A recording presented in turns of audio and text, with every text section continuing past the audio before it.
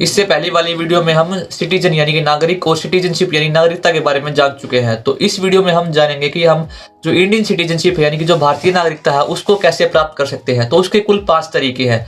तो पहला तरीका ये है कि आप बाय बर्थ जो है इंडियन सिटीजन हो सकते हैं। जैसे कि आपका जन्म 26 जनवरी 1950 या उसके बाद हुआ है तो बाय बर्थ आपको इंडिया की सिटीजनशिप जो है वो मिल जाएगी। लेकिन इसके कुछ और भी रूल्स एंड रेगुलेशंस है। सेकंड जो तरीका है वो है बाय डायनेस्टी यानी कि वंश परंपरा से। इसके भी कुछ रूल्स एंड रेगुलेशंस है। तो हम बाय वंश परंपरा से भी हम इंडिया के सिटीजन बन सकते हैं। जो थर्ड तरीका है वो तरीका होता है कि हम रजिस्ट्रेशन करवा सकते हैं कि हम चाहते हैं कि हम इंडिया की सिटीजनशिप ग्रहण करें तो आप रजिस्ट्रेशन कराएं और उसके तहत आप इंडिया के सिटीजनशिप ग्रहण कर सकते हैं। लेकिन इसके भी सेम एज बहुत सारे रूल्स रेगुलेशंस हैं।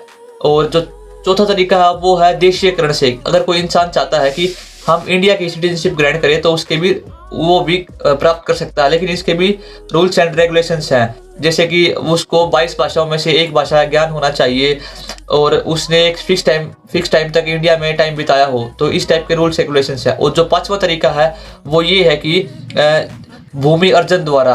अगर जैसे कि अब फिलहाल में इंडिया में 28 स्टेट एंड 8 यूनियन टेरिटरीज हैं। अगर हम जो नया एरिया अगर हम इंडिया में इंक्लूड करेंगे तो वहाँ के लोगों को ऑटोमेटिक ही इंडिया की सिटीजनशिप मिल जाएगी। तो ये है भारतीय नागरिकता को प्राप्त करने के तरीके। तो मैं मिलता हूँ नेक्स्ट वीडियो में। सी यू सून गाइस।